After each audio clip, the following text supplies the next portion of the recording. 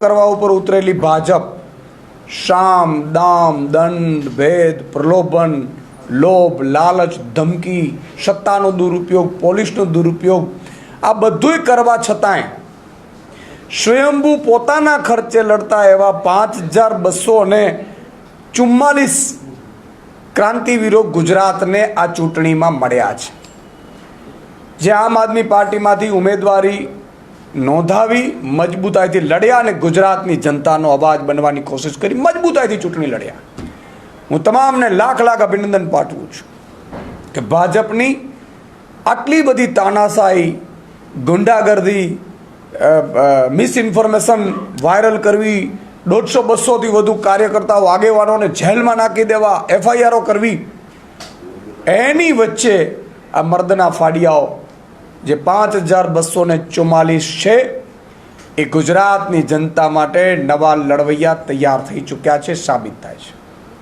મિત્રો, આનાથી મોટી વાત આ ચૂંટણીમાં એ થઈ, સ્થાનિક સ્વરાજ્યની ચૂંટણીમાં આમ આદમી પાર્ટી એનું સંગઠન અને એના કાર્યકર્તાઓના કારણે આજે ખૂબ સારા પરિણામો જનતાએ આપ્યા છે ને આ જનતાની જીત છે. આમ આદમી પાર્ટી મેં પહેલાં પણ કહ્યું હતું કે માત્ર નિમિત્ત બની છે. ગુજરાતની જનતાની આ જીત છે અને ગુજરાતની જનતાએ ખૂબ બહોળો અમારા ઉપર વિશ્વાસ મૂક્યો છે. તાલુકાની સીટો, જિલ્લાની સીટો, નગરપાલિકાની સીટો, મહાનગરપાલિકાની સીટો અઢળક આવી છે અને એના કારણે ગુજરાતની જનતામાં આજે એક મેસેજ વયો ગયો છે કે હવે ગુજરાતની જનતાને વિકલ્પ મળી ગયો. આમ આદમી પાર્ટી વિકલ્પ તરીકે ઉભરી આવી છે, મજબૂત વિકલ્પ મળી ગયો. તમે વિચાર કરો, આમ આદમી પાર્ટી 5244 સીટ ઉપર મેદાનમાં હતી અને એમાંથી અત્યાર સુધી અત્યાર સમય સુધી જે મને મારી પાસે ઇન્ફોર્મેશન આવી છે એમાં 2226ના રિઝલ્ટ ડિક્લેર થયા છે. એમાં બીજેપી 1559 છે, આમ આદમી પાર્ટી 366 સીટો ઉપર જીત મેળવી ચૂકી છે, કોંગ્રેસ 261. એટલે કે અમે જે લડ્યા એમાં સેકન્ડ નંબર ઉપર આમ આદમી પાર્ટીએ મજબૂતાઈથી પરફોર્મ કરી ચૂકી છે, જેમાં તાલુકા પંચાયતની લગભગ 300 જેટલી સીટો જીતી ચૂક્યા છીએ, જિલ્લા પંચાયતની 44 જેટલી સીટો જીતી ચૂક્યા છીએ,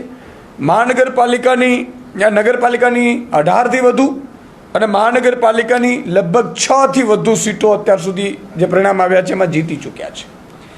આ બતાવે છે કે ગુજરાતની જનતાને એક વિકલ્પ મળ્યો છે, મજબૂત વિકલ્પ મળ્યો છે અને આમ આદમી પાર્ટી આ સ્થાનિક સ્વરાજ્યની ચૂંટણીમાં સેકન્ડ નંબર ઉપર ઉભરીને આવી છે, જેનો હું શ્રેય હું તમામ અમારા અદના કાર્યકર્તાઓ, જે ચૂંટણી લડતા હતા ઉમેદવારો, એમના સ્વજનો, એમના પરિવારજનો અને અમારા તમામ લીડરો કે જેમણે આ ભાજપની તાનાશાહી સામે, ગુંડાગર્દી સામે, લફંગાઈ સામે મજબૂતાઈથી મેદાનમાં ઊભા રહ્યા. કેટલીક જગ્યા ઉપર અમે તાલુકા પંચાયત બનાવી રહ્યા છીએ, જિલ્લા પંચાયત પણ બને એવી સ્થિતિઓમાં છીએ અમે, નગરપાલિકાઓમાં પણ સારા એવા વિપક્ષના એમાં અમે છીએ. એટલે મને એવું લાગે છે કે ગુજરાતની જનતાએ જે આજે આમ આદમી પાર્ટીને જે ચુકાદો આપ્યો છે, આમ આદમી પાર્ટી માટે લડનારા તમામ લોકો ઉપર વિશ્વાસ મૂક્યો છે. હું ગુજરાતની જનતાને આશ્વાસન આપું છું, જેટલા લોકો જીત્યા છે અને જે લોકોએ એમને જીતાડ્યા છે એમના માટે 5 વર્ષ સુધી અમે તમામ સ્તરે તમારા કામોની વાત હશે, તમારા માટે લડવાની વાત હશે, તમારા હક અને અધિકારોને લડવાની વાત હશે, આ તમામ યોદ્ધાઓ તમારી વચ્ચે રહેશે એની ખાતરી આપીએ છીએ.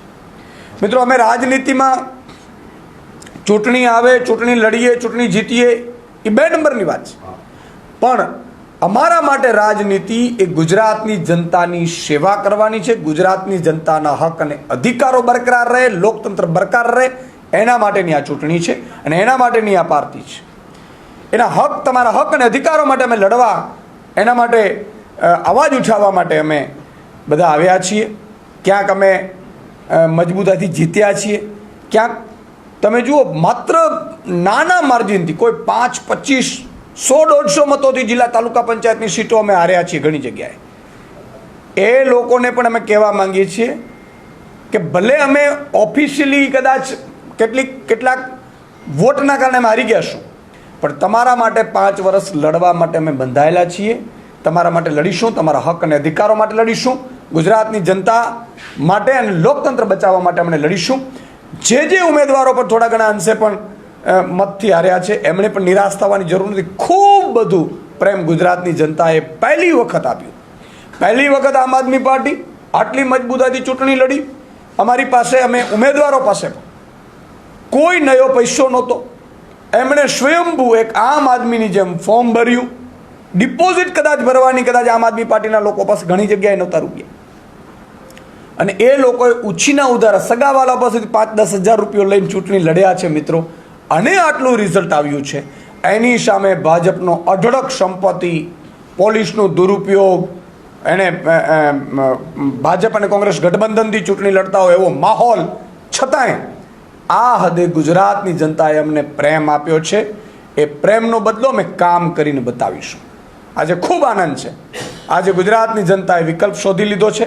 અમે પણ લડીએ છીએ. અમારામાં પણ એક નવો જુસ્સો આવ્યો છે કે આટલી લડાઈમાં જો આટલો પ્રેમ ગુજરાતની જનતા આપતી હોય તો અમે આના કરતાં 10 ગણી વધારે લડાઈથી આ મેદાનમાં ચૂંટણી પછી ઉતરીશું અને ગુજરાતની જનતા માટે, હક અને અધિકાર માટે લડીશું. અને 2027માં મને પૂરો વિશ્વાસ છે કે ગુજરાતની જનતા, કારણ કે 27માં સરકાર બદલવાની હોય છે.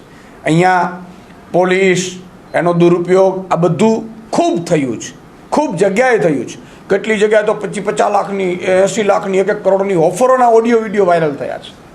મને લાગે છે કે આ બધાની વચ્ચે લોકતંત્ર બચ્યું છે.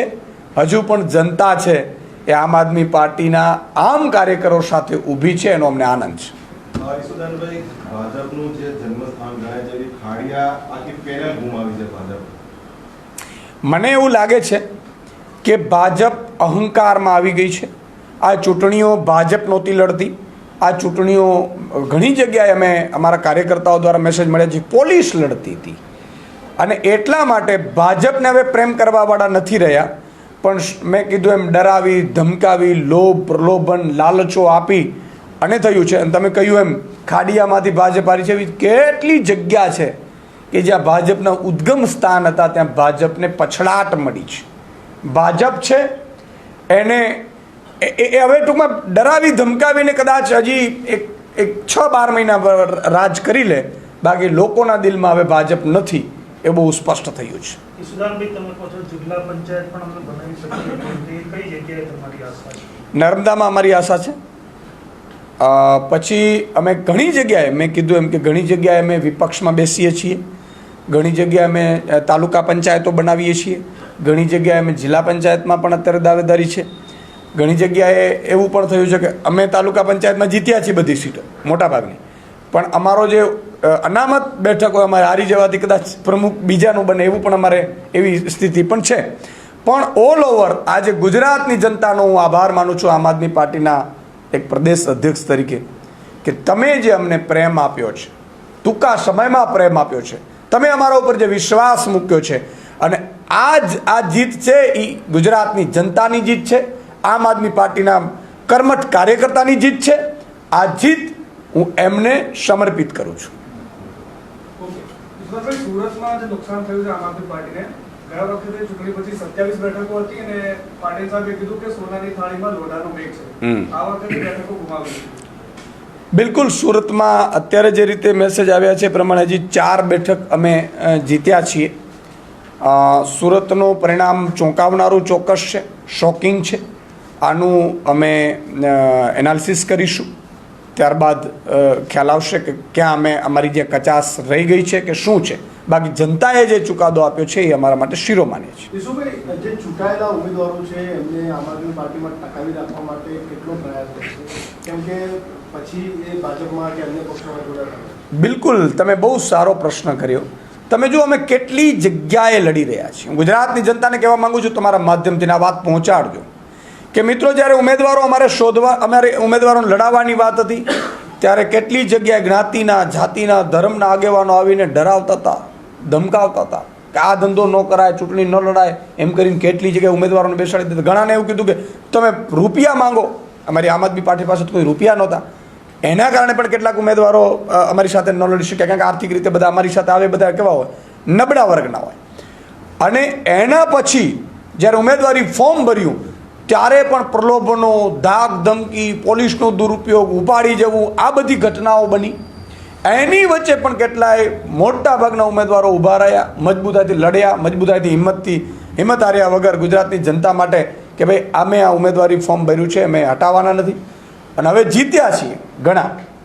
એ જીતના ઉમેદવારો ઉપર પણ ભાજપ જ્યારે કોશિશ કરશે તો એ ભાજપ ગુજરાતની જનતાનું અપમાન કરશે, એ લોકતંત્રની હત્યા કરશે. આમાંય પણ એમણે ખૂબ કોશિશ કરી જ લીધી છે. કેટલી તમે જો 750 સીટ બિનહરીફ કરી, એટલે કંઈ સરપંચની ચૂંટણી છે અને ગામ કહે છે કે ભાઈ બિનહરીફ કરો. તમે તાલુકા જિલ્લામાં લડવા નથી માંગતા તો લડવામાં તમને ડર લાગે છે એટલા માટે બિનહરીફ કરાવડાવો છો. આ તો લોકોનો મત અધિકાર છીનવવાની શરૂઆત ભાજપે કરી છે. મેં પહેલાં પણ કહ્યું હતું કે ભાજપનું સંપૂર્ણ સત્તા આવી ગયું હજી પણ તો આગામી સમયમાં ચૂંટણીઓ કદાચ ગુજરાતમાં ન પણ યોજાય, બધી બિનહરીફ કરી દેવું પણ બની શકે. એટલે ઉમેદવારો, આ જે અમારા ઉમેદવારો છે એ ક્રાંતિવીરો છે, ગુજરાતની જનતા માટે લડવા માટે બધાય પરીક્ષાઓ પાસ કરીને જીતેલા ઉમેદવારો છે. મને પૂરો વિશ્વાસ છે કે ગુજરાતની જનતાની સેવા કરશે.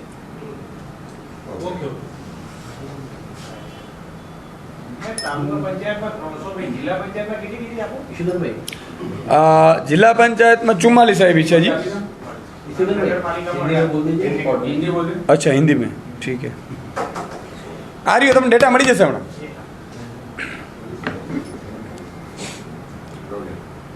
गुजरात की जनता ने आज जिस तरह से